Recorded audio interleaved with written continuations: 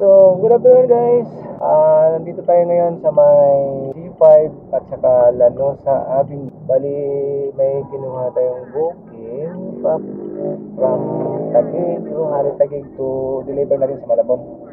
So, kanina hindi tayo makapag doon kasi lubat yung camera natin kaya sinerge muna natin. At saka ngayon, nandito na tayo sa may Lanosa. Papunta tayo ng Isa guys para doon na natin lugar na ruta para ma-deliver natin yung items na pinick up natin sa Rohari. So ayan dito kay Waze, 18 kilometers lang po yung distance ng natin diniliberan from Rohari to Malabon is 18 kilometers lang ang distansya, kaya so far, okay naman. So, babalikan ko lang kayo mamaya guys pag malapit na tayo doon sa dideliveran natin. Pero malapit na tayo sa drop off. Sa kay Waze, 800 meters away na lang yung drop off natin. So, dito tayo sa Malabon guys. Malabon. Pagkaraan ng 400 metro, gamitin ang daanan sa kanan upang pumanan sa Dagat-Dagatan Avenue. Tapos kumaliwa.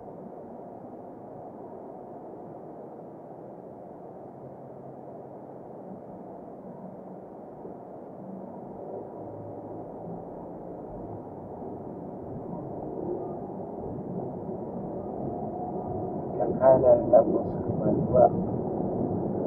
Patulan.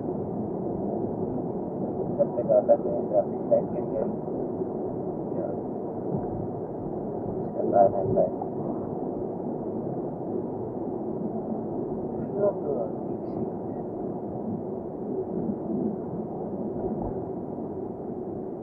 Pumanan sa Dagat-Dagatan Avenue.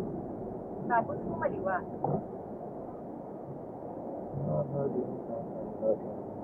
Anytime with you.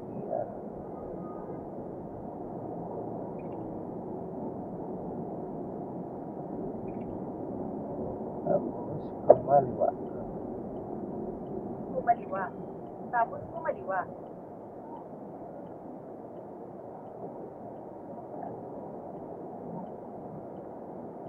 In Manila.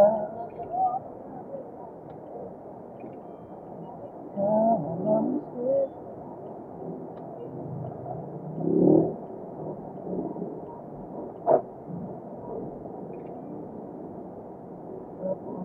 kumaliwa.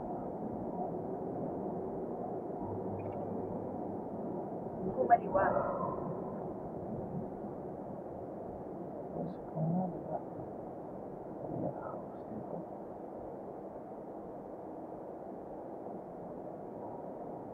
Nakarating ka na sa iyong destinasyon.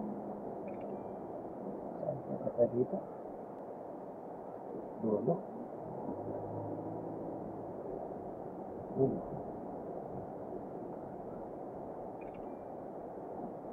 Hello? Ano po kayo sa labas? Yes sir, nandito na ba ako doon sa kanto mismo? Yan. So yun guys, na-drop na natin yung natin kanina. At mayroon naman binigyan naman tayo ng tip kahit paano. Okay. So ang gagawin natin ngayon is make ayan madaloy. Oy, baligtad mo yung natin mga kukunin. Dapat yung makukuha natin ay papunta ng San Fernando, Malolos, yun, Marilao. So parang wala. Pabalik dun sa area natin Pero sige lang guys, hanap muna tayo ng booking, no? Sige, babalikan ko lang kayo mamaya pag makakuha na tayo ng booking guys. Salamat!